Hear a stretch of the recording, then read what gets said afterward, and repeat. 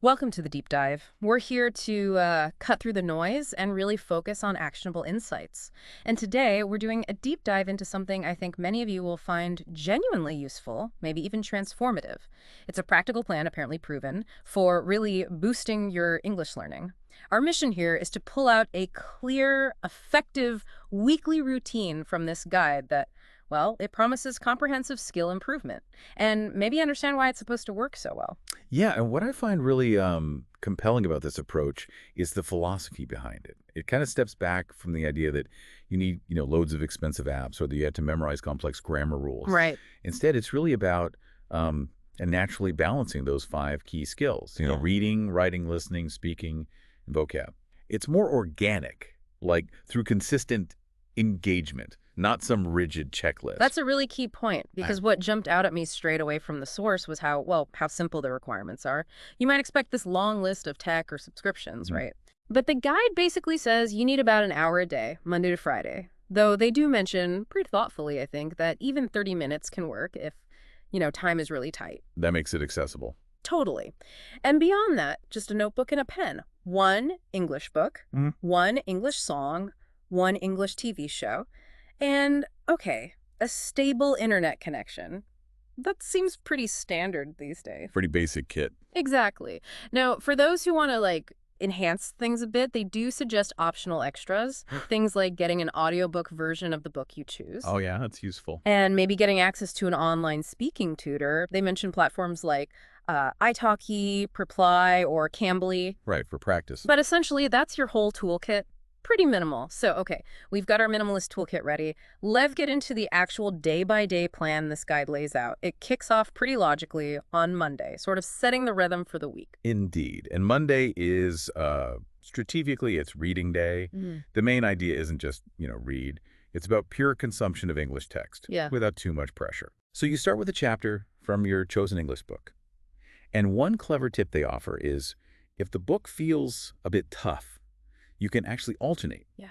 Read a chapter in English, then maybe the next in your native language. Oh, interesting. Yeah, it's not about, avoiding the challenge forever. Yeah. But it helps maintain understanding and, maybe more importantly, motivation, especially when you're just starting out. That sounds like a really practical way to avoid just giving up. But I wonder, for some learners, wouldn't switching back and forth like that maybe risk creating a dependency?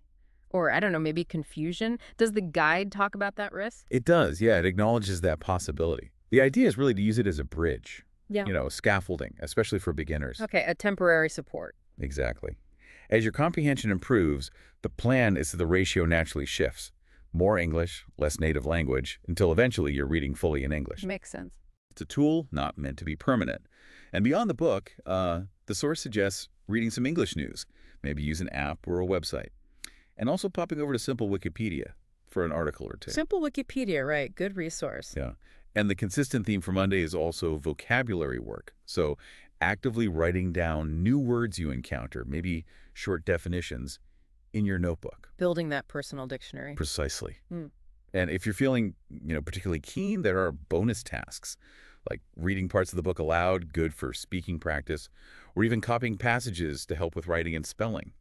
Or if you got that optional audiobook, listening to it. Okay, so Monday is about soaking things up, reading, vocab input, then the plan pivots, right, to more active production.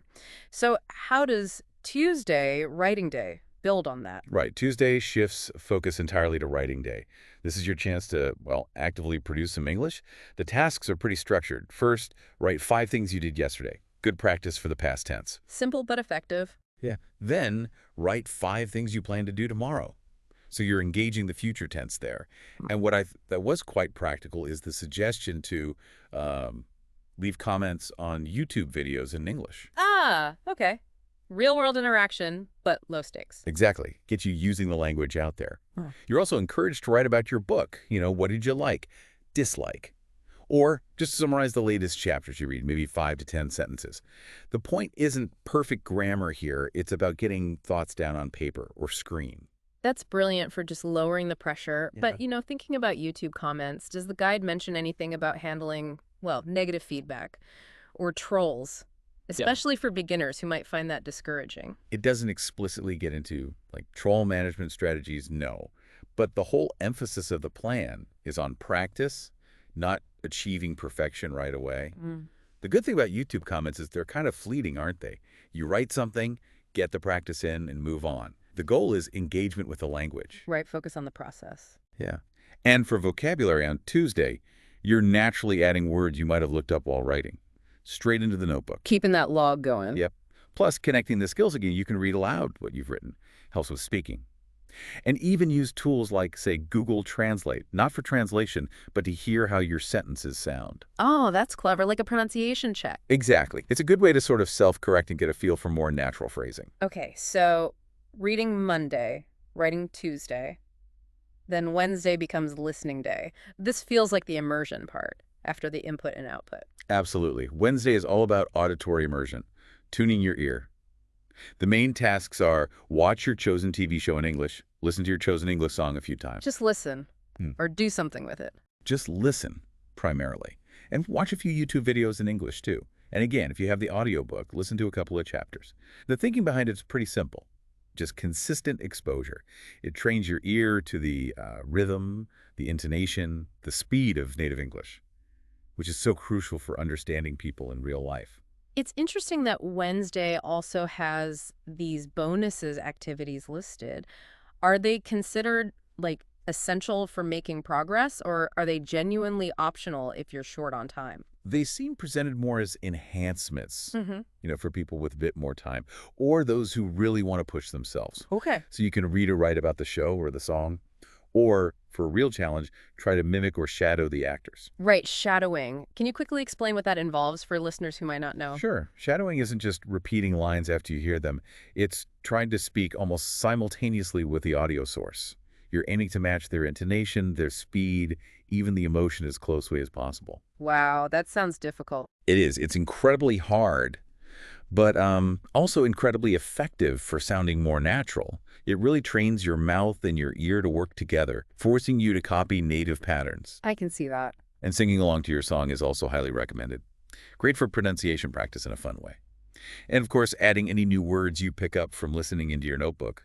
Keep building that list. Okay, makes sense. Then Thursday arrives. Speaking day. This, I imagine, is the big one for many learners. It often feels like the highest hurdle, but it's also probably the most crucial for actual fluency, right? You're absolutely right. It often feels like the scariest part, but the plan tackles it head on. The main task for Thursday is simply to speak English for about 30 to 40 minutes. And the top recommendation, if possible, is scheduling a session with an online tutor, using those platforms we mentioned. Reply, italki, Cambly. Right, creating that dedicated space. Exactly. It provides a low-pressure environment just for speaking. You can talk about the book you're reading, the show you're watching, or anything else you've learned during the week. It's about activating all that new language. But what if a tutor just isn't feasible? That's the reality for a lot of people, budget-wise or time-wise. Yeah, and the guide offers some really fantastic alternatives for that situation. One is simply talking to yourself in English. Narrate your day out loud. Like, I am making coffee now. Precisely. Now I am walking to the store. It might sound a bit silly at first, but it's deceptively powerful. How so? Well, imagine you're commuting or doing chores, and you're just silently or quietly describing what's happening in English. It's constant low-pressure practice. It builds incredible fluency over time, almost subconsciously, and nobody else even needs to know you're doing it. That's actually brilliant. Consistent practice without the performance anxiety. Exactly. Or other options. Read your book out loud again.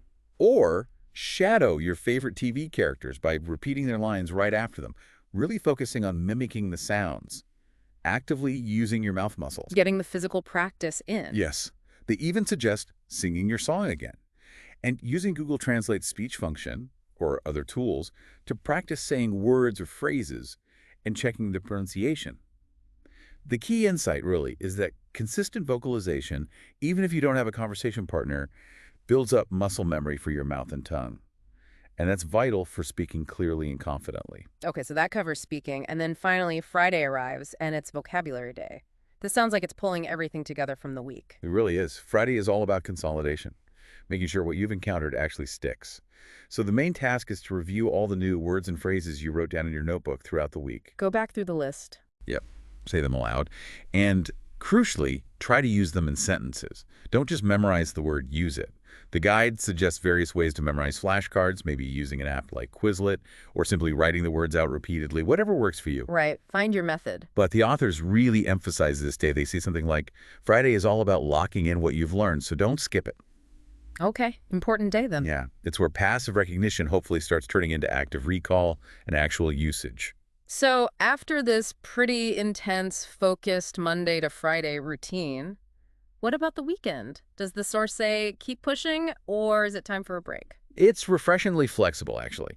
You basically have a couple of choices. One option is, yeah, stay in learning mode, pick a new song for next week, choose a new book if you finish the old one, find a new TV show maybe, keep the resources fresh. Okay, prep for the next week. Or, and I think this is quite an important insight, you could just take a complete break.